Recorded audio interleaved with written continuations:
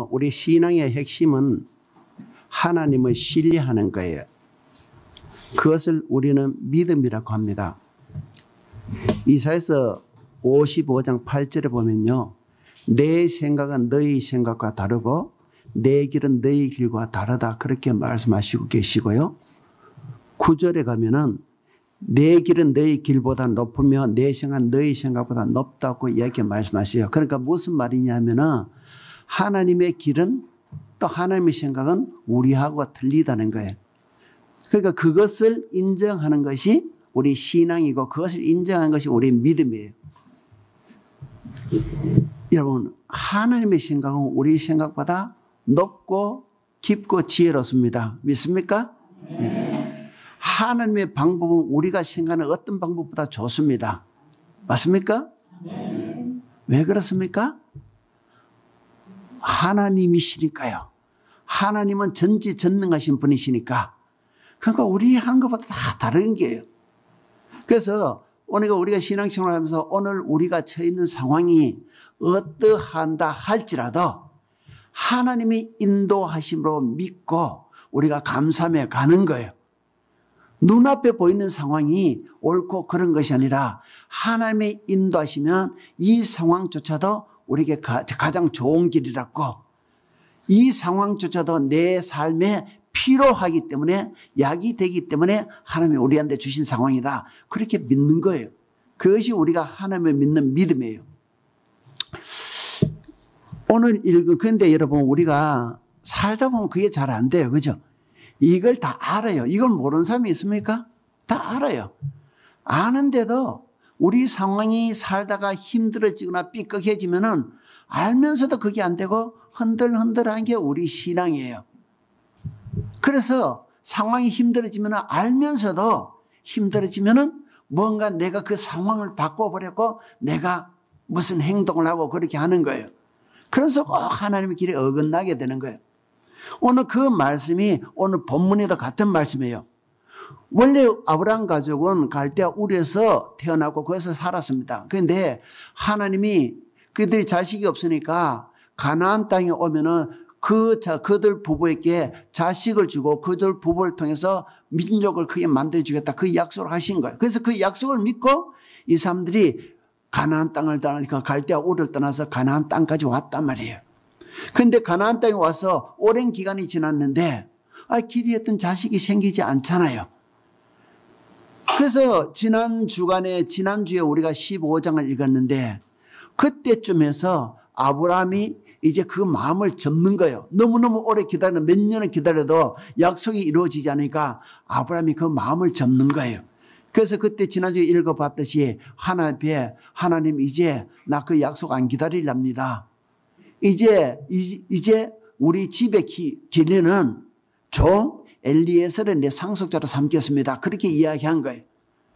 여러분, 그것이 아브라함이 정말 상속자를 엘리에셀을 삼겠다고 했는지 아니면 하나님 앞에 하나님 혹시 잊고 있습니까? 기억하십시오. 그래가지고 그렇게 이야기를 했는지 그건 모르겠는데 여하튼 그 내용을 보면은 아브라함은 흔들리고 있었어요.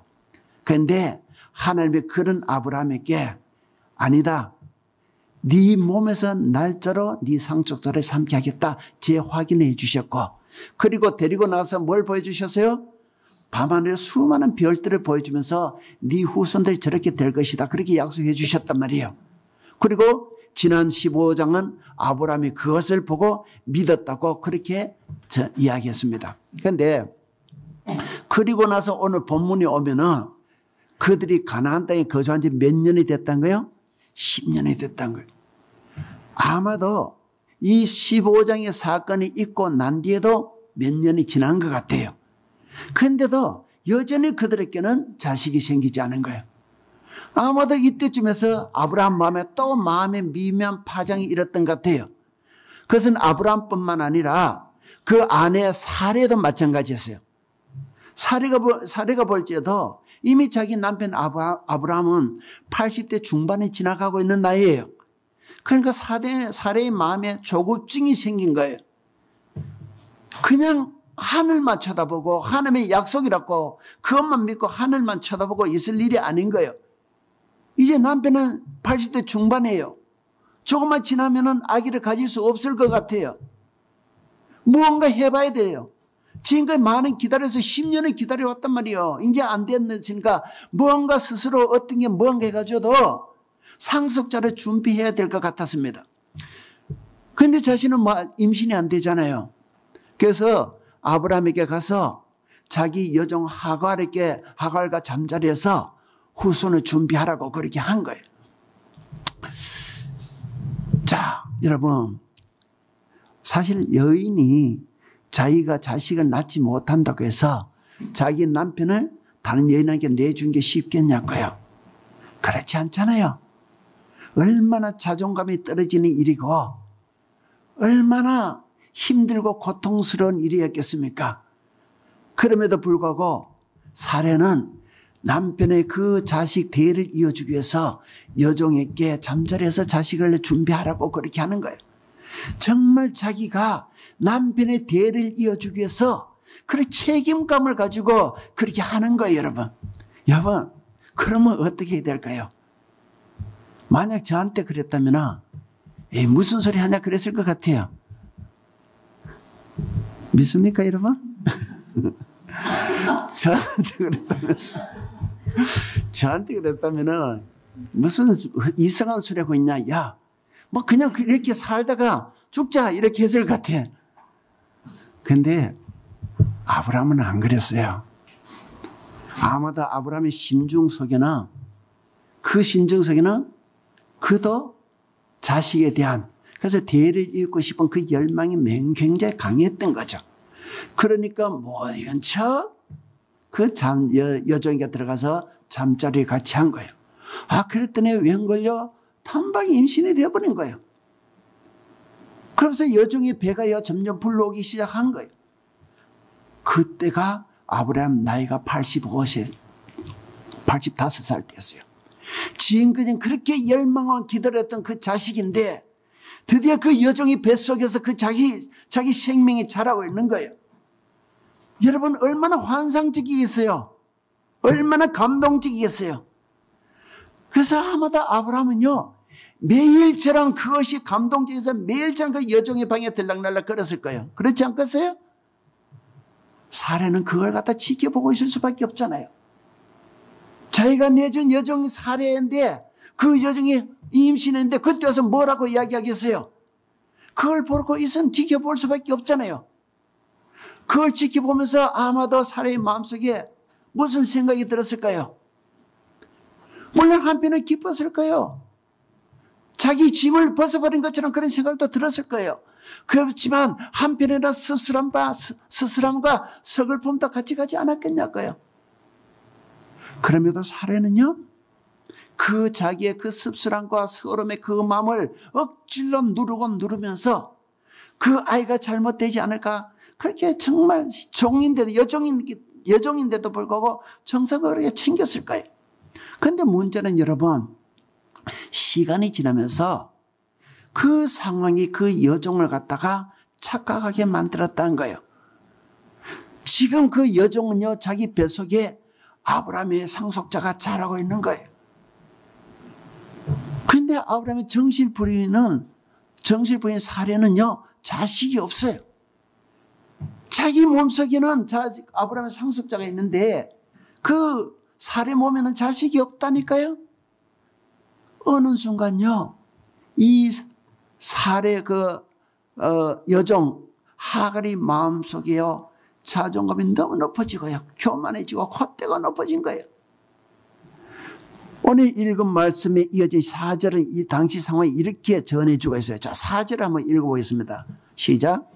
아브라함이 하갈과 동침하였더니 하갈이 임신하매 그가 자기의 임신함을 알고 그의 여주인을 멸시하였다. 예, 사례의 여종 하갈이요, 그의 주인 여주인을 뭐라고 했다고요? 멸시했다는 거예요. 어떤 성경에는 이것을 갖다가 조롱했다 표현하고 있고, 어떤 성경은 깔봤다고 그렇게 번역한 데도 있어요. 여하튼 이 여종이요, 그 잘난 임신을 했다고 이때부터 이제 자기 여주인을 갖다가 깔보고 멸시하고 말로 조롱하고 그렇게 모욕을 주는 거예요. 여러분, 안 그래도 서러움과 아픔 속에, 서러움 속에서 마음을 갖다 누르고 있는 그 사례에 있는데, 그 사례인데 그 여종이요, 멸시하고 조롱하니까 어떻게 되겠어요, 여러분? 사례가 견디겠어요? 부글부글하다 터지는 거예요, 여러분. 참다 안 되니까요. 아브라함에게 달려가서요, 막 악을 쓰면서 바가지 긁는 거예요. 도대체 당신 뭐 하는 거냐고. 내가 당신의 대를 잊게 해주려고 그렇게 했는데 지금 내가 이런 모욕을 당하고 있다고. 그런데 당신 이걸 갖다 입을 다물고 그냥 지켜보고 있냐고. 막 분노하면서 하는 거예요. 아브라함이 그 이야기 듣고 어떻게 했겠어요? 당연히 사례한 그 여종한테 이야기했을 거 아닙니까? 야, 그래도 너 여주인인데 그렇게 하면 안 된다. 예의 갖춰라 했겠죠? 그런데 그 이야기가 하갈한테 먹혀들지 않는 거예요. 하갈이 그랬을 거예요. 또 찾아가서 히스테리 부립니까? 참, 뭐 그렇게 했을 거예요. 그죠? 아브라함의 이야기가 사례한테 하나도 먹혀들지 않은 거예요. 자, 여종 하갈한테요. 사례는 화가 나서 맨날 와서 아브라함한테 와서 좀 도와주라고 울며 하소연하고 분노하고 막 바가지 긁어대고, 여종 하갈은 임신했다고 콧대 높아가지고 기고 만져가 말도 듣지도 안 하고, 아브라함은 그 가운데서 정말 머리에 쥐가 나는 거예요, 여러분. 왜 달란트 가정이 이런 상황이 될까요? 왜 이렇게 됐을까요? 하나님의 약속을 기다리지 않았잖아요, 여러분. 하나님의 약속하신 그 약속을 기다리지 않고 자기들 스스로 상속자를 만들려고 했던 결과가 이렇게 된 거잖아요. 물론 여러분, 그들이요, 그 상속자를, 하나님이 약속하신 그 자식을 10년 동안 기다려왔어요. 긴 기간이죠. 마음이 기나긴 거 정말 지루했고 숨 막히며 그렇게 기다려왔을 거예요. 물론 그랬습니다. 근데 여러분, 그럼에도 중요한 건 그들에게 하나님의 약속이 있었다는 거예요.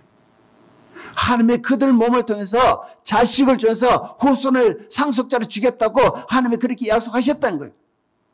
그 약속이 없었다면요, 그렇게 여종과 잠자리해서 여종을 통해서 자식을 만든 것이 문제 아니에요. 그 당시 관습이 그리 했으니까 그렇게 한 것이 죄는 아니에요. 그런데 문제는 이 사람들에게는 명확하게 하나님이 그들 부부를 통해서 자식을 줘서 후손을 있게 했다는 그 약속이 명확하게 있다는 거예요. 여러분, 그러면 어떻게 해야 됩니까? 어떻게 해야 됩니까, 여러분? 기다려야죠, 여러분. 하나님이 약속하셨으면 기다려야 되죠. 하나님이 약속하신 건 그대로 성취된단 말이에요. 그러면 기다려야 되죠. 기다리지 못해서 그런 사단을 만들고요, 날마다 그 집은요, 피 말리는 전쟁이 된 거예요, 여러분. 여러분, 처음에 그들이 여종이 몸에서 임신했을 때는요, 모든 것이 잘 풀린다고 생각했을 거예요. 진작 이럴 걸 괜히 고생했다 이렇게 했을 거예요. 최고의 선택이라 했을 거예요. 근데 그런 선택이요, 결과는 그들을 고통스럽게가 피말리게 만들었다는 거예요. 여러분, 우리 신앙은요, 하나님의 때를 아는 거예요. 하나님의 때를 알고 하나님의 때를 기다린 게 신앙이에요. 아브라함 부부가 정말 하나님께 보여줄 것은 80살이 지나가는 그 상황 속에서도 하나님이 약속하신 그 약속의 말씀을 믿고 그 약속의 말씀에 기다리고 있는 그 모습을 보여준 것이 신앙이었다는 거예요, 여러분. 그렇죠? 여러분, 하나님의 그 때에 대해서는요, 신앙적으로 두 가지 때가 있습니다. 이미 다 잘 아시다시피 카이로스, 헬라어로 카이로스와 크로노스가 있습니다. 카이로스는 하나님의 때입니다. 하나님이 이루시기로 결정하신 때가 카이로스예요. 그리고 크로노스는 인간의 때예요. 인간이 계획하고 인간이 이루려고 하는 그런 물리적인 시간을 갖다가 크로노스라고 그렇게 하는 겁니다. 여러분, 모든 것은요, 하나님의 때에 이루어지는 거예요.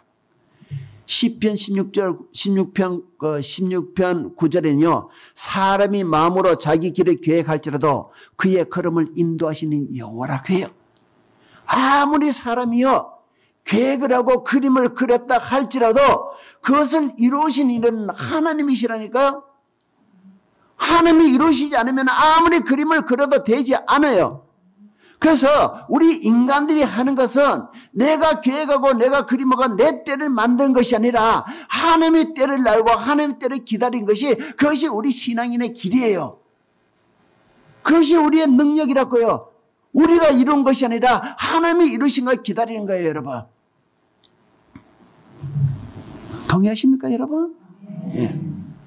제가요, 김진홍 목사님 그 사역을 동참했던 때가요, 1980년도 8월 말이었어요. 그 당시 김진홍 목사님은 경기도 난양만에서 농민 목회를 하고 있었거든요. 그 농민 목회하면서 여러가지 농촌 선교사업 하면서 농민들 수입을 높이게 하는 그런 방법을 찾아내고 있었는데, 그 중에 중요한 한 사업이요, 외국에서 소를 도입해가지고 농민들에게 싼 값으로 분양하는 거였어요. 그렇게 도입해가 분양했는데, 당시 농협에서 똑같은 소를 분양했는데 농협에서 한 게 반값 정도에 분양이 된 거예요. 그래서 농민들한테 굉장히 도움이 된 거죠. 그걸 하고 잘 됐으니까 다음에 한번 했는데 많은 사람들이 그 동참해가지고 전국에서 농민들이 돈을 걷어와주고 신청을 받아가 걷어와가지고 그 돈으로 호주에 가서 소를 몇백 두를 사가지고 배에 싣고 온 거예요. 그 배를 싣고 오는데 오다가 인천 세관에서 통관되지 못하고 묶여버린 거예요. 왜냐하면 그 호주에서 통관되기 위해서 서류를 갖고 와야 돼. 이 서류가 잘못돼가지고 엉뚱하게 돼가지고 그 서류가 미비돼가지고 통관이 되지 못한 거예요. 그 당시에 무슨 제대로 된 것에 사람이 가서 이제 그걸 서류를 만들어 오고 해야 되는데 그 과정이 자주 복잡한 이리저리 꼬인 거예요. 그래서 서류를 가져가지고 다시 만들어가지고 와서 통과시키는 그때 때까지 그 소들 사이에 그 인천 세관에 있는 그 소들이요, 그 속에 전염병이 들어가지고 많은 소들이 거의 다 죽어버린 거예요. 서류를 갖고 와서 통과시키려는데 많이 죽어버리고요. 그렇게 많은 사람들이 돈을 내고 나서 소를 받지 못하게 된 거예요. 그래서 졸지에 좋은 일 한다고 해다 졸지에요. 너무너무 큰 금액을 빚을 져버린 거예요. 당시에 우리 그때 김진홍 목사님이 월급을 갖다가 얼마 받으면 생활비 농촌교육 하니까 월 14만 원을 받았어요. 그런데 14만 원이면 여러분 1년은 모아도 200만 원이 안 되잖아요. 그런데 그 당시에 지금 빚이 1억 4천이에요. 평생 쓰지 않고 모아도 불가능한 거예요. 여러분, 그러니까 그 돈을 낸 사람들이 그냥 있겠어요? 고소를 하고 난리 치지 않겠어요? 그러니까요, 김진홍 목사님이요, 계속 검찰청에 불려가고, 날마다 빚쟁이들이 찾아와가지고 돈 내라고 난동 부리고, 그렇게 한 거예요. 그렇게 그 분위기가 억수하고 엉망이 되다 보니까, 그 옆에서 같이 사회가 다는 사람들도 다 떠나버리고요. 정말 외롭게 그 빚만 짊어지고 앉은 거예요. 길이 없었어요. 그때쯤에서 제가 그곳에 방문해가지고 김진홍 목사님을 만난 거예요. 모두가 떠나가고. 정말 아무도 없는 그때 제가 그곳에 찾아가지고 그분을 만난 거예요. 근데 그분을 처음 만난 것이 서재였어요.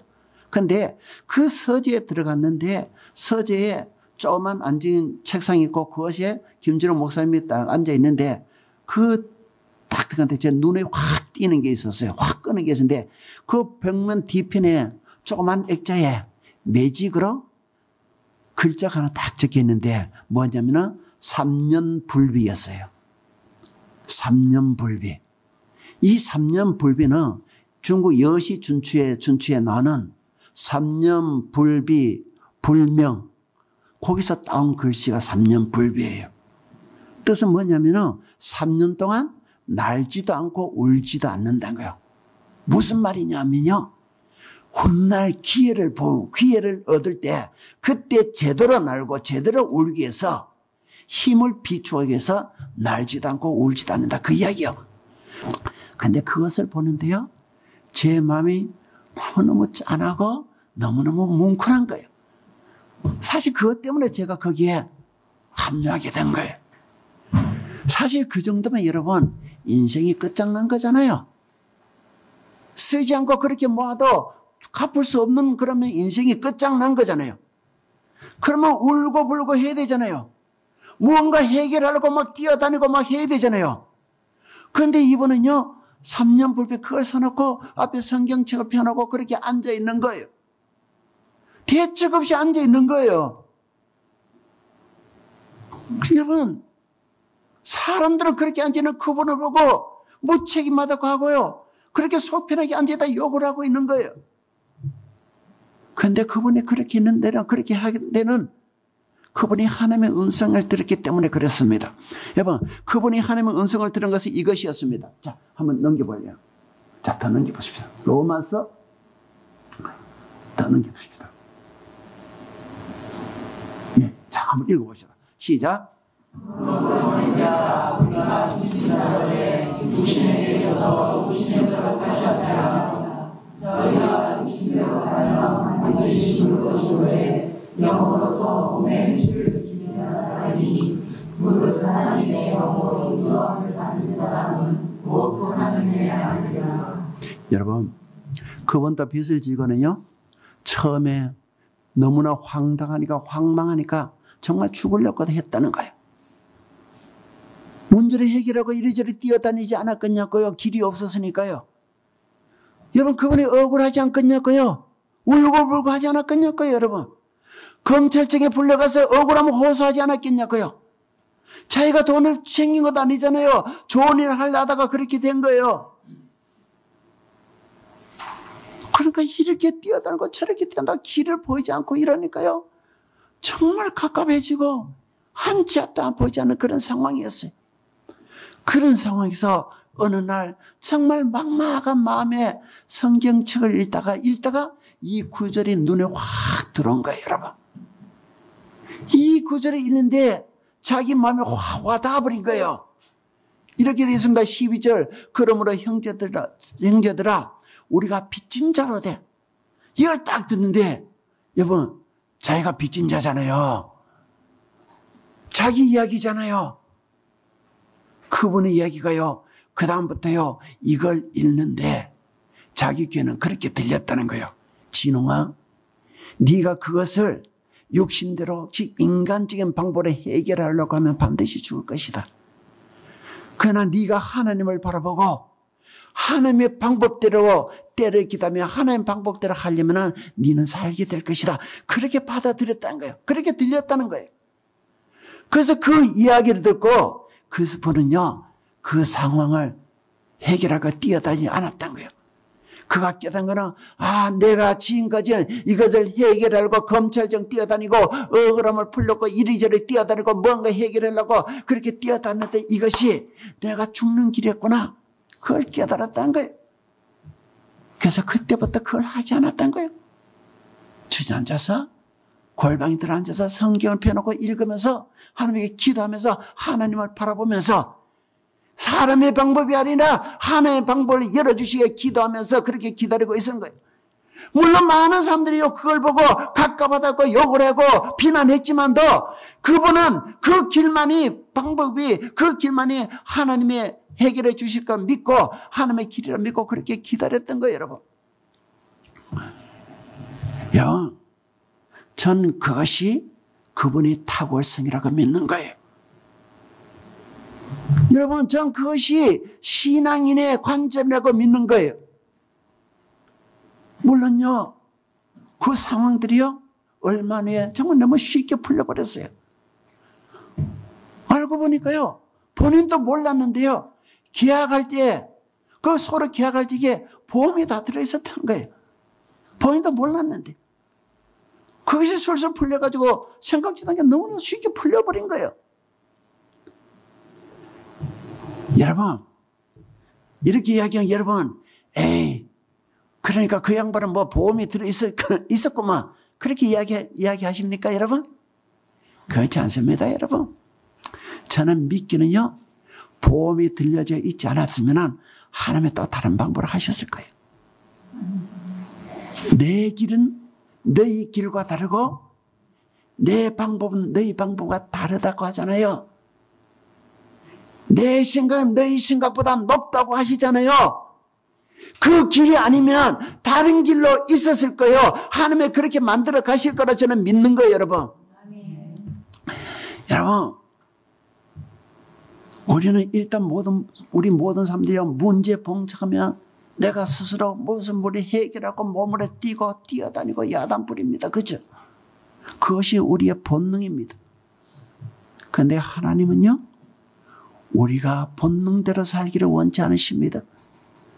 본능에 끌려서 본능이 조급히 한다고 달려가고 스스로 뭘 해결하고 그렇게 하기를 원치 않으십니다. 그런 모습을 보기를 원치 않으십니다. 하나님은 어떤 상황 속에서도 무너져가 길이 안 보이는 그런 상황 속에서도 우리가 하나님을 바라보고 하나님의 때를 기다리며 하나님을 의지하고 사는 그런 신앙인의 모습을 우리께서 보기를 원하시는 거예요, 여러분. 여러분, 모든 일에 하나님을 인정하고 그분을 존중하고 그분을 믿고 그분의 때를 기다리는 이런 신앙인의 모습을 하나님께 보여주는 우리가 되었으면 좋겠습니다. 그렇죠? 하나님은 우리에게 이런 모습을 보기를 원하시고요. 그렇게 인간적인 방면은 수단이 아니라 하나님을 바라보고 하나님을 믿고 하나님을 기다리는 그런 삶을 통해서 하나님이 이루어 가실 줄로 믿습니다. 우리 결단하시다. 힘들고 어렵습니까? 마음이 조급합니까? 오늘 말씀을 들어서 하나님을 바라보고 그분의 때를 기다리기를 원합니다. 하나님의 때가 되면은 하나님이 이 일을 이루어 가실 것입니다.